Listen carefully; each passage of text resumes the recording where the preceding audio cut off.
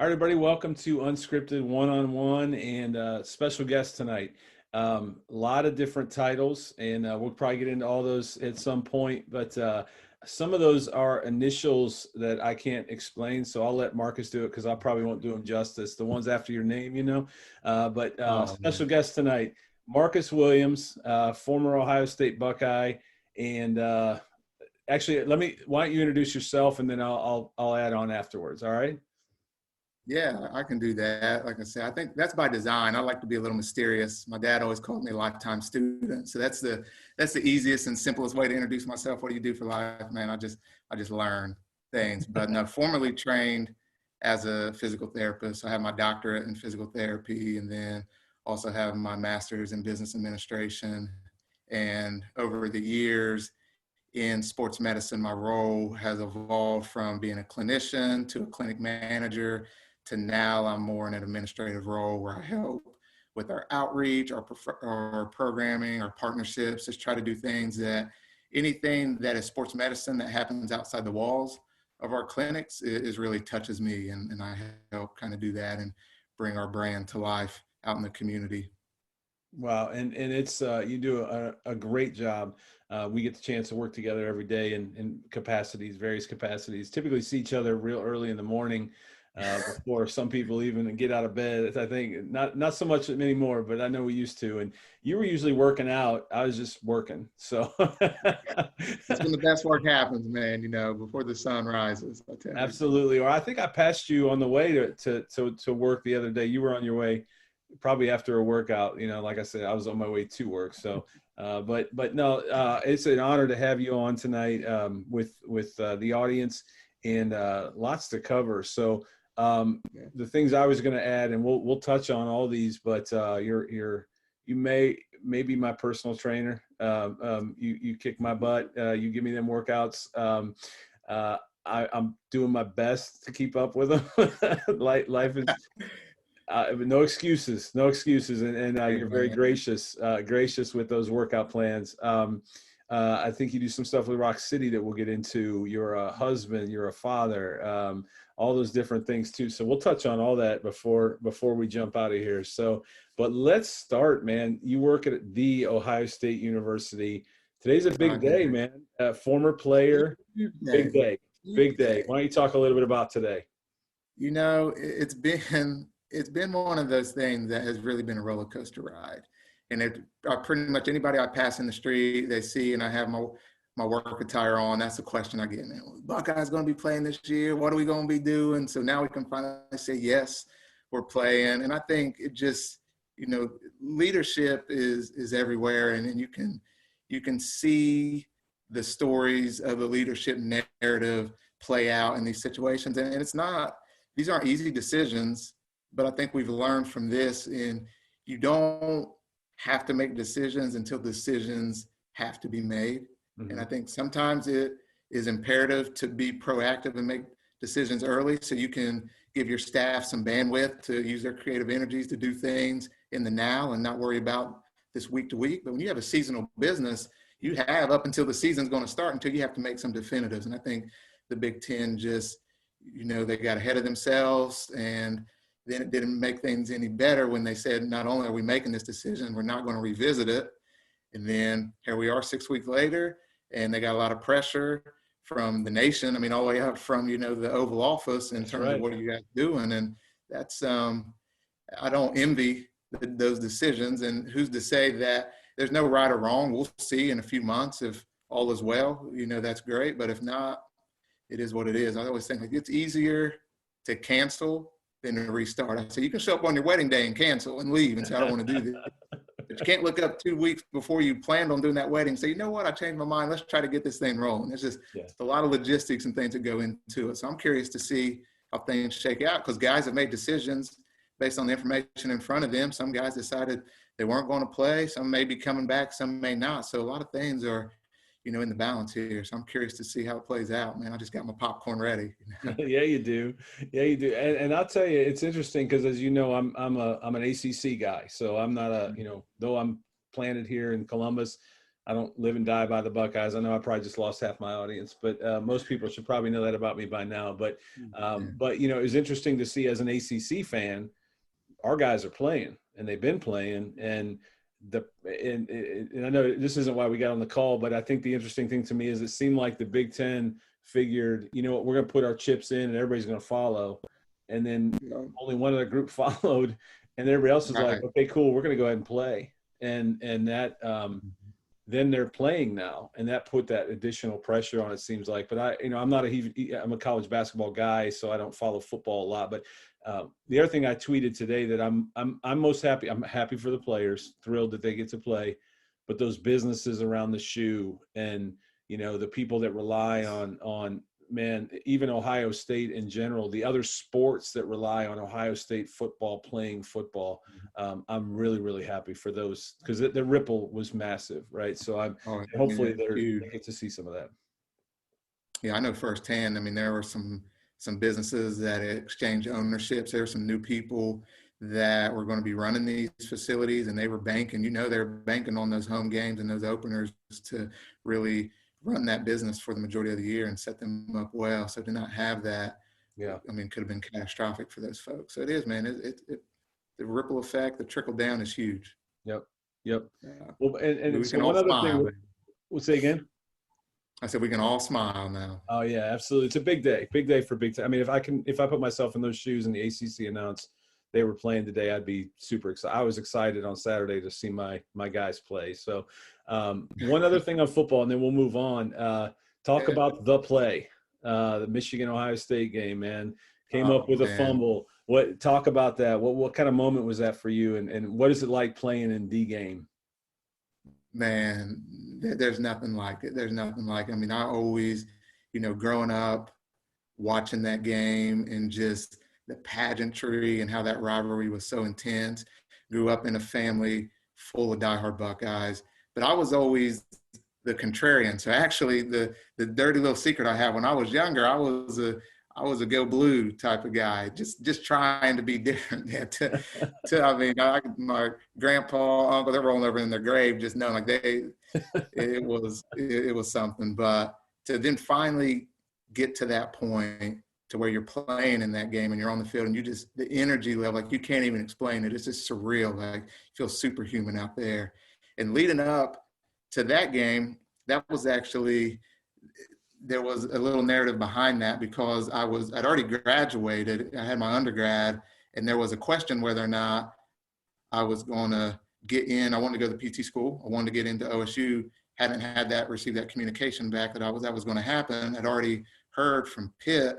So there were some conversations around, I may end up graduating. That was going to be my last season, and just transfer over to Pitt, play my final season at Pitt, and then go to PT school there if it didn't work out. So going into that game, I thought maybe this could be my last game, you know, in the shoe against that team up north. And it's like, man, I just wanted to have an impact, make a difference. And I was joking around with my roommates and say, hey, man, if I do something big, I get on, and the camera gets on me, like, I'll do something that you'll know that I'm talking to you. Like, and it was funny. So then not thinking it was going to happen, get in the game, boom, big hit, get the fumble. And then like, just was so pumped up, I froze up and I didn't do what I said I was going to do. So I still get crap to this day. Like, man, you had the opportunity and you didn't give me my shout out. I'm like, I know, man, just the lights were too bright. The lights were too bright, but it was just like, you can't. And to have that moment captured in, like, there's this beautiful photograph of just me up, my arms raised,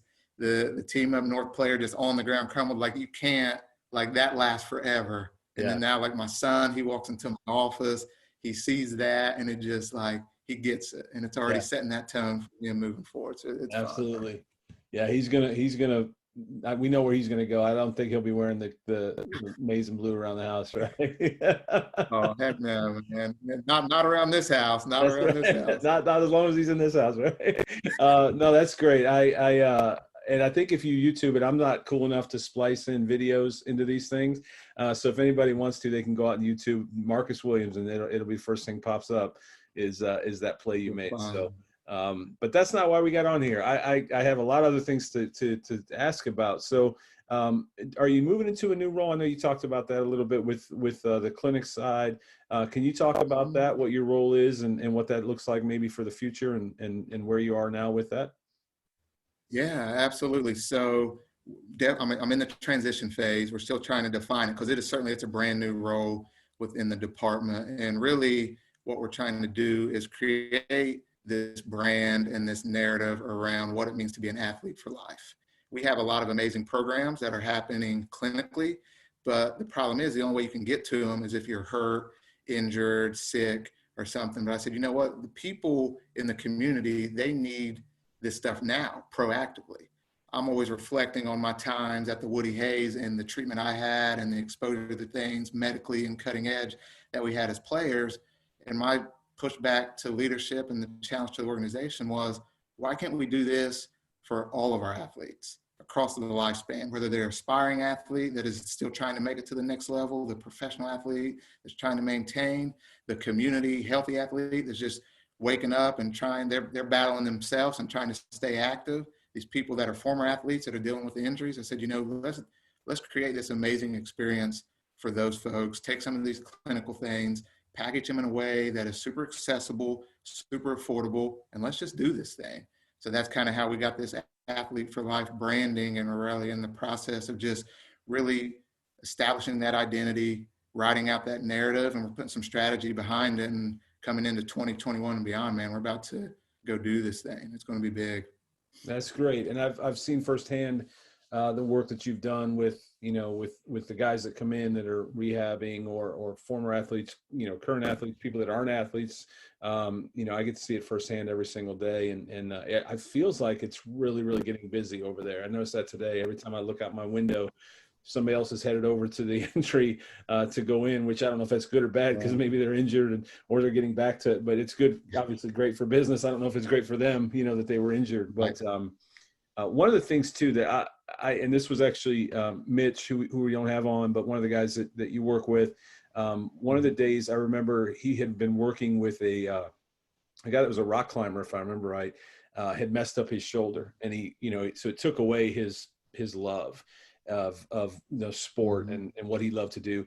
And we went in, we took him in, we put him on the gauntlet. He went on the climbing wall because Mitch said, "Hey, can we do this? It's his last session." And this guy's 45 feet up in the air. Mitch is watching very carefully to make sure he's doing everything okay. And I looked over at him and I said, "Man, this is your why, right?" Like the smile on the guy's face as he's back to what he loves. I said, "Man, this has got to be your why." And Mitch was just as excited as the guy climbing the wall. It was that moment. So, you probably see that every day, getting people back to where they were before they, were injured or hurt or whatever it might be. That's got to be a win.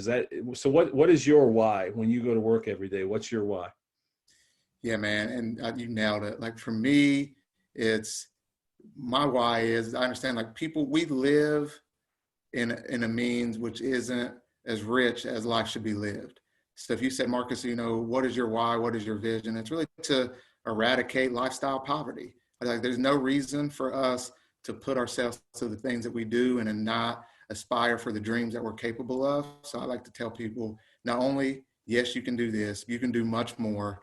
And here are some tools to help you get there. And then to be able to practically provide that for them in real time so they can see, wow, like I thought I would never be able to walk again. And now I'm ready to run this half marathon. Or I would have never thought I was capable of competing at that level. Now here I am about to participate in my first, Division I football game. Like people need to aspire to do more because we're all capable of doing more. And that's the way life should be lived, man. Yeah, man, that's rich. And I actually was on with our friend Kelsey a little bit earlier, and I told her the Friday morning Marcus workouts, I was thinking about it this morning. I've never been more sore in my life. Literally, where we did that on a Friday morning, and by Monday, I still could not literally move. Saturday, wasn't even sure I could get out of bed. I've never been so sore. And I'm not saying that so everybody thinks, oh, this guy's, does that to everybody, but this guy can do a workout. Marcus can put you through a pretty tough workout, but they were fun. And honestly, the best time was just getting together with the people that were there and seeing each other. It was almost like a small group. It was that community, and the laughs that we had. And even though we were all dying, it was a lot of fun to be together. So there's so many rich things that you probably take away from every day and what you get to do and who you get to do it with, I imagine. Yeah, no, and I mean, it's spot on. Like those workouts are just a microcosm of life. Like we get in there and as a group, we push ourselves a little further than what we would do if we were just trying to do life alone. So I think that's why I love like the concept of this podcast, just to be able to talk about all those connections and how we're living life together and inspiring each other to do these just awesome things, man. It's fun. And also the last thing I'll say on that kind of that topic is I came to you and said, man, I'm miserable. Like COVID got me, not the actual cold, but the time off. And man, you didn't judge. You didn't make me feel bad. You said, hey, let me put something together for you. And even now when I have questions that are probably basic as can be, you're not like, oh man, here comes another one. Like you've always been very gracious. So I need to do a better job of sticking with it and seeing the results. But I appreciate your guidance with me on that. So so that's the next question. I know you're doing some things outside of work, working with, is it correct to say that you do some things with Rock City? Rock City. What are you doing with them? So for the past couple years, I've been helping with their youth ministry, particularly with the middle school boys, focusing in on those 7th graders. And when we were doing it in person, my role was really to serve as like the small group lead. And then I taught some of the classes. We used to do video classes and felt like we could deliver better experiences if we started doing some live teaching. So kind of right before COVID hit, we were getting into our live teaching groove, and that was exciting. And then now that we're in the pandemic, we're doing our best to try to engage with these folks and doing a lot of virtual things. And the timing of things have happened. They're doing a lot of things in the evenings. I'm like, I got small babies now. I can't be hopping on these virtual calls in the evenings, but we're still trying to stay connected. And they actually did. I was out of town last Thursday, but they did an in-person event outside and was able to do things safely. And they had, I think about 80 kids show up. There's just a yearning for it. And I remember when I was looking to get involved and I was talking with Ral, and they had opportunities at the high school level and at the middle school level. And I just felt like to get those kids that are transitioning from middle school to high school, it's such a big kind of moment in their life. And I can think back to when I was there, and just to be able to have someone that could speak some truths into me, love into me, and just let me know what I'm capable of. So I went into high school with some confidence and really had a perspective on what could be and what should be. And I'm like, man, like, let me go to the middle school. Let me go to the middle school. Because I know the high school guys and stuff, like we could connect with sports and we could be bros, but I really felt like that middle school group is where it was at. And Lord, I didn't know what I was getting in. Them boys got some energy. They got an attention span about 2 centimeters wide. I'm in there threatening to slap people, and then give a couple of Hail Marys. And I'm like, whoa, they come in and say, man, I don't know how you do it, but it's worth it, because I know I was the same way. You just got a lot of energy, man. And sometimes it's cool to, we slap some necks, goof off, but they hear it, and that's my thing. It's like we keep pouring into it and they hear it, because they'll repeat some things. You're like, all right, man, like these guys are getting it. It's a process. Yeah, and it's such an awkward age. It's there's a lot going on physically alone, but then there's also you're not quite old enough to be that high school yet, but you're not elementary anymore. You're kind of in that off ramp that you get off, that rest area that you get off to, and you're like, where am I at here? And I think there's a lot going on at that age. So to take that on is, again, man, it just impresses me that you would do that, because that can be very frustrating. And you'll see as your kids get older. But no, that's inspiring that you can take that on for sure. All right. So say again. What'd you say? I said, I'm just looking forward to seeing it blossom and grow, man. Yeah, and seeing them live, right? I mean, I don't know about you. I'm about ready to get back to people again, and so all right. So then let's let's transition to another thing that's kind of cool, and that is what is it? Pizza Family Friday Nights. What's the official name of that? Oh yeah, Pizza Fridays, baby.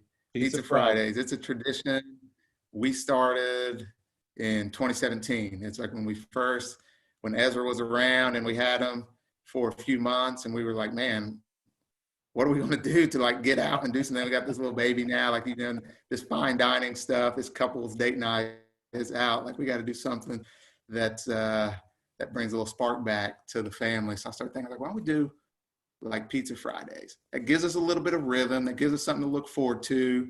And we set out, we said, we'll do it for the summer months. The way just put some guardrails around it. Let's go out and do it. And then it started out just, let's try all the different pizzas in Central Ohio. And then, we start doing it. We get a little rating system, and then you start ranking them, and you got your top 5, top 10. So now it's burgeoned into this thing. It's like you have your top 5, and then you're going to go and try some new places, and then circle back to your top 5 and the shuffling of the rankings. And it's awesome. And then we just like to share it, share it on social media. So people, when they're saying, man, I'm looking for some pizza, let's go through and see, what's out there. Because there are plenty of options, and there's definitely, all pizza is edible, but not all pizza is worth the time or the money. So it's definitely, there's options out there. So, all right. So, I mean, we're there now. So where's the top 5? I mean, can you reveal that on this podcast? Can we make an official? I know we're not Barstool Sports, One Bite app, not yet. No, I'm just kidding. We'll never be there. Not yet, man. But all right. So not yet, but that's the. what's the top 5? You want me to go? We want to go 5 up. You want a little suspense too? Yeah, let's do that. Yeah, we'll start from 5. I'll work my way up. Yeah, let's do that. Let's do that. To number 1 there. So number 5 is the Carlos. It's one we just had recently. First time having it. Definitely was a different experience. Putting the cheese on after the fact, but I was a huge fan of the crust. It held its consistency, and I like that kind of garlicky, savory flavor in the sauce. So it just won me over with the toppings and how it was presented. But still, like, that cold cheese isn't for everyone, how it gets put on there. So you want to take that one with you, want to try it, but that's definitely that was my top 5. That's number 5 there. And then number 4 for me is a place called Benny's. It's out in Marysville, and it's really, if you just took overall atmosphere and vibe, it's going to start creeping up to number 1. They got a huge patio. They always have live music. They're just super generous with their toppings. And it's more of a thin crust, kind of that Columbus style. When you think of Donato's and stuff, it falls into that, category. But they do their toppings right, and it's just the vibes are on point. Plus they give you, I'm a popcorn guy too, so you can get in there and start chowing down on the popcorn as soon as you walk in, and that's just a lovely experience. Number it's like 3, house, right? Isn't it like a house? Yeah. I mean, they had like a house, and then they just like expanded onto it, and then just fenced in area, and then now they got another spot to the adjacent to it for pickup only and delivery. Yeah, they're killing it out there. All right. And number 3 was a new entry that came in. We went to it for the first time. This place in Bell Fountain called 600 Downtown Pizza. This place was amazing. And we went, I wanted to try their Detroit style, and it was the bomb.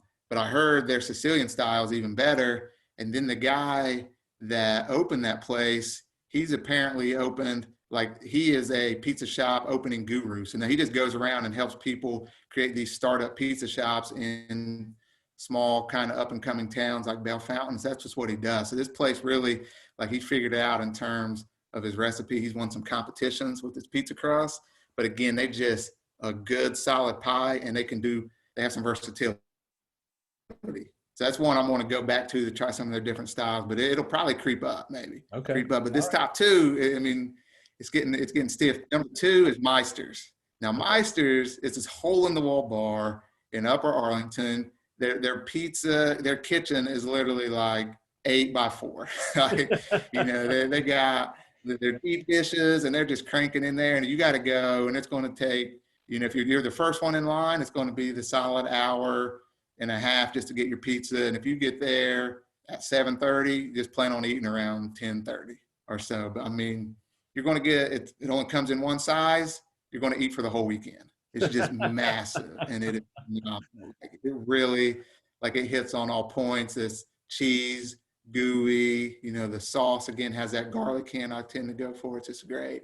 And then to number one, the granddaddy of them all, Adriatico's, baby. That is OSU campus original, really that kind of Sicilian, Detroit style. Just, it is phenomenal the way, like, from the sauce to the cheese, like they put a little spin on everything that just incorporates so nicely. And it's just, you can't beat it. And then you take the fact that you can get it, just walk over, eat it on the oval. That's usually the tradition, to sit out there in the open air. Man, like, I've had a lot of pizza, and I swear I'm not biased, but I always come back to it and I'm like, man, this pizza is top dog. So that's my top five, man. There you And go. I'd put it up against anybody's top five. There you go. No charge. That was free of charge. We just gave out Free of charge, man. free of charge. Maybe we'll get a sponsorship deal out of one of those. If so, I'll give you credit, no doubt about it. So no, that's great. And then I think we possibly have a little challenge working the deal with our buddies over at Granddad's here in Hilliard. 16-inch challenge, 45 minutes, 3 toppings. You know, you said you got this, and I myself have tried it and got halfway. My pace was fine. It was fine. I was on pace. My stomach did not agree with finishing out the rest of it. So I'm on the wall of shame. They did give me a T-shirt, but I've been in touch. I've told them we got a heavyweight fight coming, and that Marcus is on his way at some point.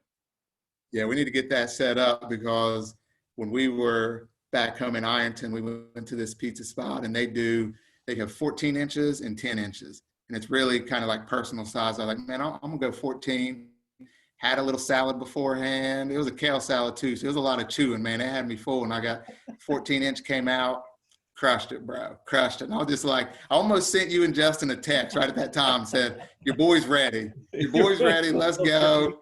Like, the stomach is on point. Like, I don't want to wait too long. Let this thing shrink back up. Like, let's get this. All right. Yeah. All right. Well, we'll be in touch with them, because we'll make that happen. We'll put it up on the blog or something. But no, that I got faith in you. I got faith. I've seen it done. I've seen the wall of fame there, and they'll make it happen. Just don't go with all meat. That's what I did.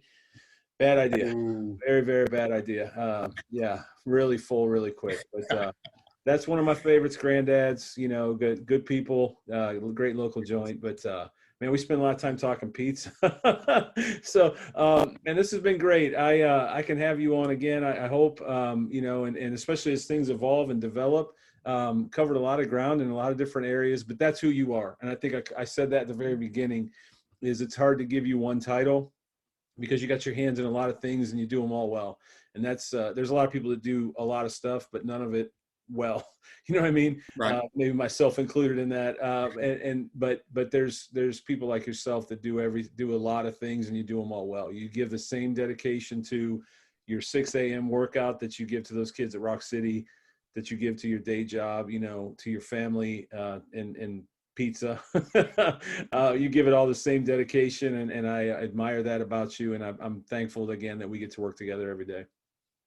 Hey, man, it was an honor to be on here. And like I say, we're all blessed to be blessings. So when we have opportunity to share our gifts, why not? Absolutely. Man, one thing before I forget, I tell everybody this: I'll have a blog post up that'll have any links, or maybe I've got links to those 5 pizza places on there, just in case anybody's looking for them. But is there any other links that you want to share, whether it's something OSU related, if somebody's looking for more information about some of the things that you talked about? What links would that be while they're listening, or is there anything that you want to share there that can add to the post when I put it up? Yeah, I would say the sportsmedicine.osu.edu is going to be the link to go to. That's where we're going to start posting all of our Athlete for Life commentary and narratives. And then that's really the spot right now to go. And as we get more specific details on things, I'll be sure to get them to you so you can send them out to the folks. Okay. And then one thing we want to talk, I can't believe we made it this far and didn't even talk about it. Talk about what you're doing at the Dome. There's some great I had Kelsey on earlier. So I think when you and I talked earlier today, the one thing I always tell people, they'll walk in, they'll see that weight room, and they're like, man, how much is it to work out here? And I always tell people, Mhm. you know, if you're an athlete looking for sport specific training, if you're a pitcher that wants to throw harder, if you want more explosiveness in basketball, whatever your sport is, but your typical gym probably isn't going to be able to get you where you want to. They might, but the goals won't be. You won't have that assistance that you guys provide. Can you talk a little bit about Ohio State and what they're doing in the sports performance area at Bo Jackson's Elite Sports? Yeah, absolutely. We're really trying to recreate what we've been doing for our Division I athletes for the past several decades. And it really comes down to having specific plans that meet the athletes where they are and evolve with them over time. A lot of times what we see is these athletes, they have a program, but they don't have a plan. And that program met their needs when they were an incoming freshman, but now they've evolved and matured as a human, and the expectations for them for their sport have changed, and they need to have a program that always mirrors those expectations. So that was the first thing we did, is say, hey, let's start putting in some assessment opportunities so people can get a reality check on where they are from a performance standpoint, and that can help kind of guide our programming. So it's been phenomenal to see some of these youngsters coming in. We've really started to get a groove, kind of that middle school age, people that realize, this is that prime time for me to start building that athletic base, that foundation, to then start setting the tone for what's to come. Because we say, like, you're always like, if you read our stuff, if you're thinking about it, you will wish you have started yesterday or a year from now. You will wish you would have started the day that you first met us. And that's the thing, is because we try to tell people, you got a finite window of time. Everybody's out there grinding, competing for a handful of spots. The folks that have a plan are going to be the ones Right. that end up succeeding, as long as they execute on that plan. The people that are out there just showing up, grinding kind of aimlessly and being whimsical about it, they may get a good sweat and get after, but they're going to look up and, no one ever drifted to their destination. You got to have that direction. And that's what we're really giving these kids. And it's great because you see them in there, and it creates energy when people understand, like, I'm in here with my contemporaries. We're all striving for the same things. Like, let's go, let's get this. And they're pushing each other. And we did some specific things that kind of help group like individuals with like individuals. So it's just burgeoning, man. We're excited to see. We're expecting some big things coming out of there in the next few months, and especially going in to the new year. Yeah, you guys are doing a great job. I mean, you've really owned that space. You are the experts, especially in this town. You say Ohio State, and people pay attention. For all the reasons you just said, I think again, I'm an ACC guy, but at the end of the day, you got to recognize that Ohio State, top to bottom, sports, the Med Center, you name it, Ohio State is a top-notch, they do everything top-notch. And we are blessed to have them in the city.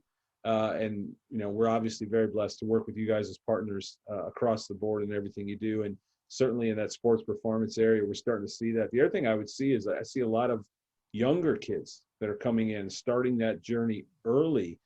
To your point, I'm not seeing a lot of high school seniors or juniors coming in. There's a few, and there are some, but I think when I walk by or look in there, I see a lot of young kids that are really getting after it and starting that journey.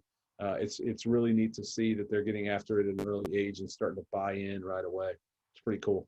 Yeah, and that's been intentional, because from the jump, I told Cam, I was like, look, we're looking to build relationships with these folks. Like, we want to go through the highs and the lows with them. We want to celebrate their victories and, sit down and give them a shoulder to console on during the downtime. So we want people to come in young so we can take care of them and really make sure that they're getting sound advice throughout that journey. Because, I mean, they're just like, they're amenable to the feedback. They're looking for some mentors. So what not a better place than in that gym where they can take some of that energy and put it to something productive. It's powerful. Yeah. Well, man, I appreciate you being on. I appreciate you being my brother, my friend. That's the greatest title I can give you, is that you're my friend. And I'm thankful for your friendship. thankful we get to work together every day. And again, we'll have some information in the blog post for you that people can find you on there. And man, again, thanks. And we'll get that Granddad's Pizza thing up there soon too. Hey, let's do it, man. Let's do it. All right. I may be on the sidelines a couple days after, but we're gonna get on that Wall of Fame. Yeah, we'll do the podcast the day after. I want to see where you're at. But you can wear your green T-shirt from Granddad says winner, and it'll be all good. Oh, heck yeah, baby. All right, man. I appreciate you. I'll talk to you soon. Absolutely. Appreciate it, bro. Oh. Yep. See ya.